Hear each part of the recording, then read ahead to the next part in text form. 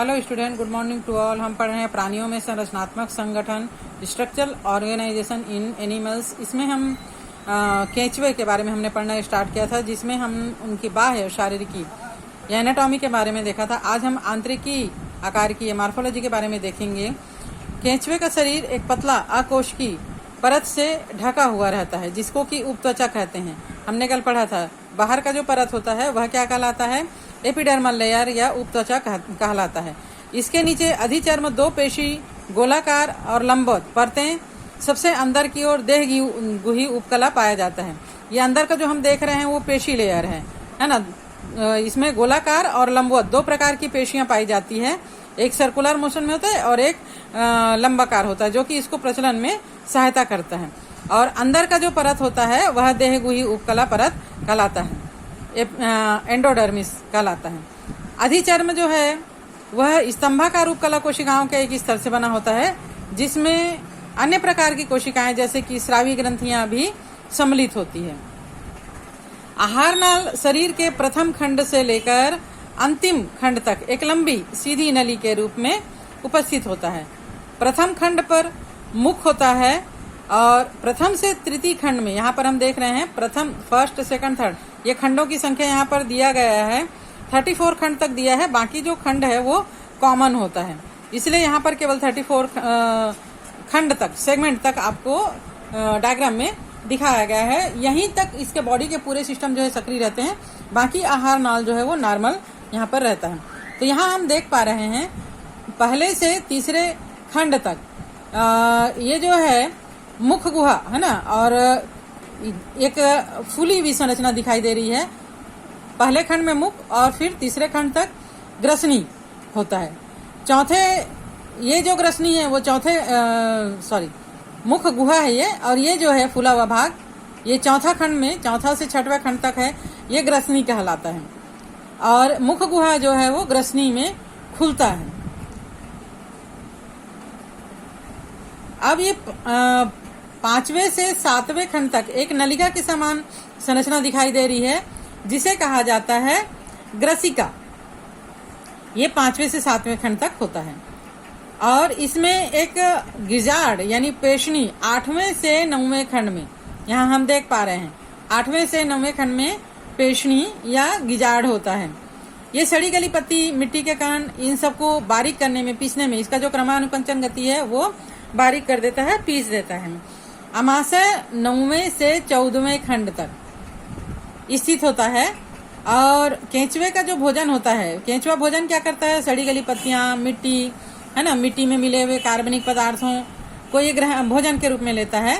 तो अमाशय में स्थित कैल्सीफेरस ग्रंथियां मिट्टी की जो नमी होती है, ह्यूमस होता है, उसमें उपस्थित ह्यूमिक अम्ल को उदासीन करने का काम करता है।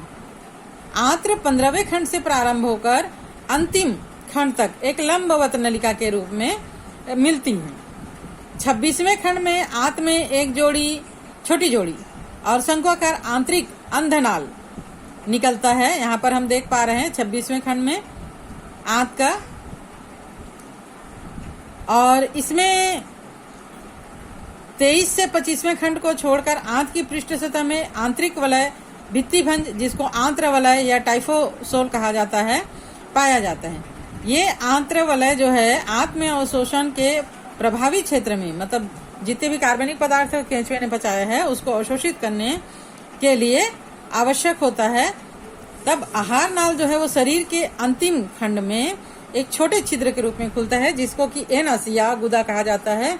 इसके द्वारा केंचुआ जो है वो अनपचा भोजन को बाहर निकालने का काम करता है। केंचुआ कार्बनिक पदार्थ से भरपूर मृदा को भोजन के रूप में निगलता है। आहार नाल से गुजरते समय पाचक रस, एंजाइमों का स्रावन होता है, जो कि भोज्य पदार्थों के साथ घुल मिल जाता है, और ये एंजाइम जटिल भोज्य कणों को सूक्ष्म अवशोषण योग्य कणों में बदल देते हैं। ये सरल अणु मॉलिक्यूल्स आहार नाल झिल्ली के द्वारा अवशोषित करके उपयोग में लाए जाते हैं, और वेस्टेज जो है वो अंतिम सिरे यानी एनस के द्वारा छोटे छोटे मिट्टी के गोलकों के रूप में बाहर कर दिए जाते हैं। नेक्स्ट है केंचुए का रुधिर परिसंचरण तंत्र। ये बंद प्रकार का रुधिर परिसंचरण तंत्र है ना।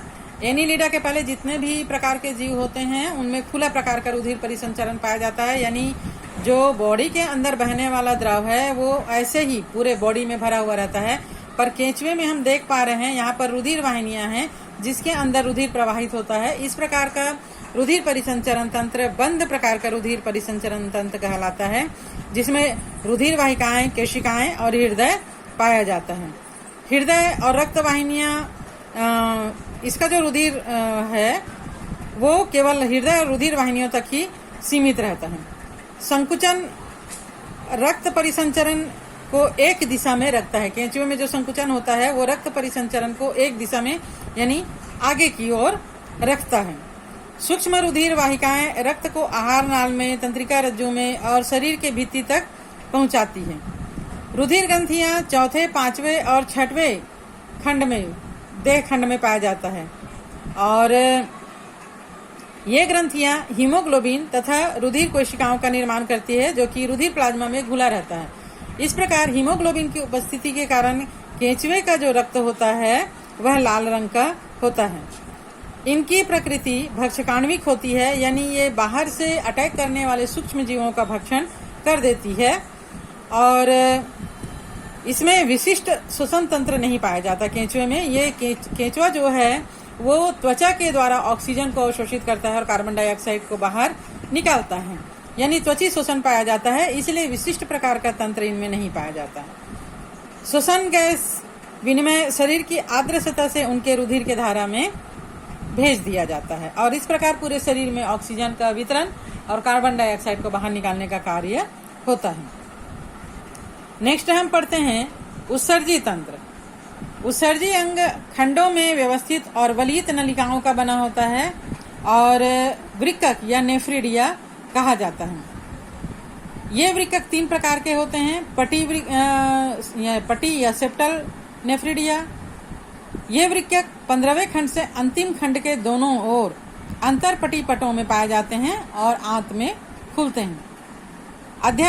दूसरा है अध्यावरणीय वृक्कक, जो शरीर की देह भित्ति के आंतरिक स्तर पर तीसरे खंड से अंतिम खंड तक चिपके रहते हैं और शरीर की सतह पर खुलते हैं। ग्रसनीय वृक्कक चौथे, पांचवें और छठवें खंड में 3 युग्मित गुच्छों के रूप में, यहाँ पर हम देख रहे हैं 3 युग्मित गुच्छों के रूप में पाए जाते हैं।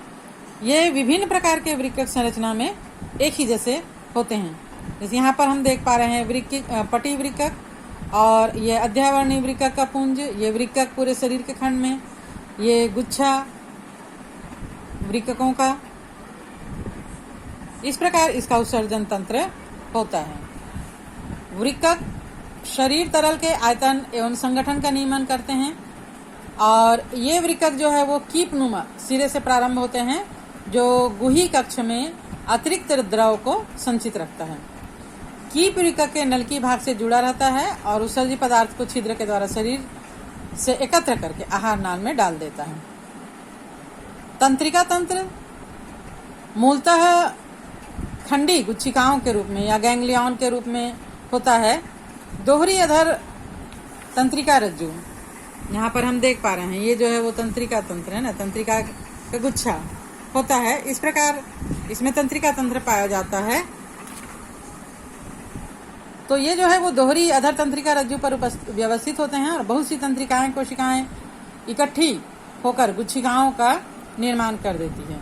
अग्र सिरे पर तीसरे और चौथे खंड में तंत्रिका रज्जु 2 सिरों में विभक्त होकर पार्श्वतः गर्शिका को घेरते हुए पृष्ठ सतह पर प्रमस्तिष्क गुच्छिका यानी सेरेब्रल गैंग्लियन से मिल जाता है।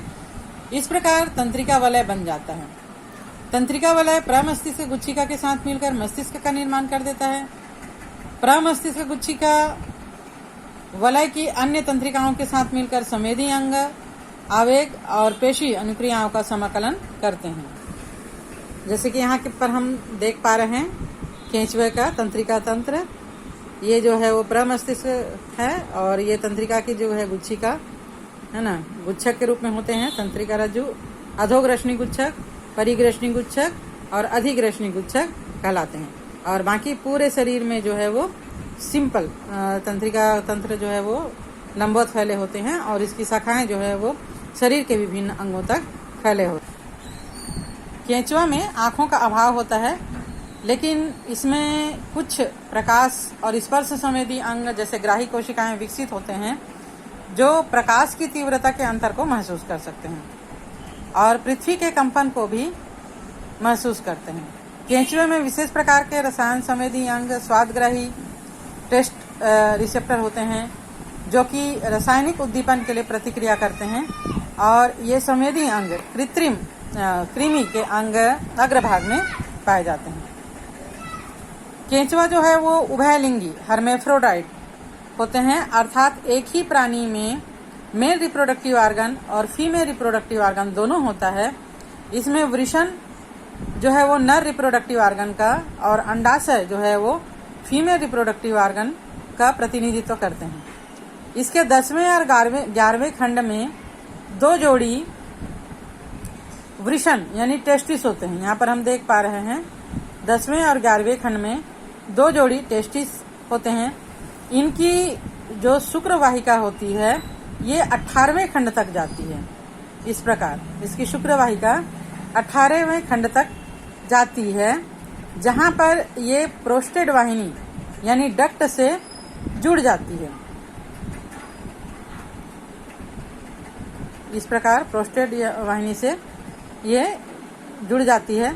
2 जोड़ी सहायक अतिरिक्त ग्रंथि 17वें और 19वें 17वें खंड में और 19वें खंड में पाया जाता है। संयुक्त प्रोस्टेट या स्पर्मेटिक और शुक्र वाहिनी 18वें खंड के अधर पार्श्व में एक जोड़ा नर जनन छिद्र के द्वारा बाहर खुलता है। साथ ही 6वें से 9वें खंड तक प्रत्येक खंड में एक छोटे थैलेनुमा, ये थैले के समान संरचना हम देख रहे हैं। ये 4 जोड़ी शुक्राणु धानियां पाई जाती हैं। इनमें ये मीटिंग के दौरान शुक्राणुओं को प्राप्त करके संग्रहित करती है।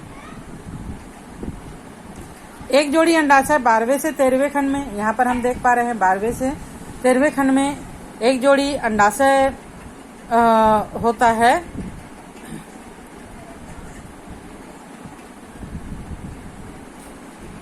अंडाशय के नीचे अंडवाहिनी मुखिका, ये अंडवाहिनी मुखिका पाई जाती है जो अंडवाहिनी तक जाती है। आपस में जुड़कर 14वें खंड के अधर तल पर एक फीमेल रिप्रोडक्टिव छिद्र के रूप में या अपर्चर के रूप में बाहर खुलता है। शुक्राणु आपस में आदान प्रदान की प्रक्रिया मेटिंग के दौरान होता है। जब एक कृमि दूसरे कृमि को पाता है तब उसके गोनेडल ओपनिंग एक दूसरे के संपर्क में आते हैं और अपने शुक्राणु से भरे थैलों को, जिन्हें शुक्राणुधर कहते हैं, बदल देते हैं। परियानिका की ग्रंथि कोशिकाओं द्वारा ककुन, छोटे छोटे अंडे के समान संरचना होता है, उत्पन्न करके ककुन में परिपक्व शुक्राणु और अंड कोशिकाओं और तरल जमा किया जाता है। निषेचन और परिवर्धन ककुन के अंदर होता है और इसको कृमि यानी केंचुआ जो है वो मिट्टी में छोड़ देता है। अंडे और शुक्राणु कोशिकाओं का ककुन के अंदर ही फर्टिलाइजेशन होता है। कृमि इनको अपने शरीर से अलग कर देता है और नम मृदा पर ऊपर में या अंदर इसको छोड़ देता है। कृमि भ्रूण कोकुन के अंदर रहते हैं। लगभग 3 सप्ताह के बाद लगभग 4 की औसत से कोकुन 2 से 20 कृमि, शिशु कृमि का निर्माण करते हैं और इसमें प्रत्यक्ष परिवर्धन यानी ग्रोथ होता है। लार्वा अवस्था नहीं पाई जाती।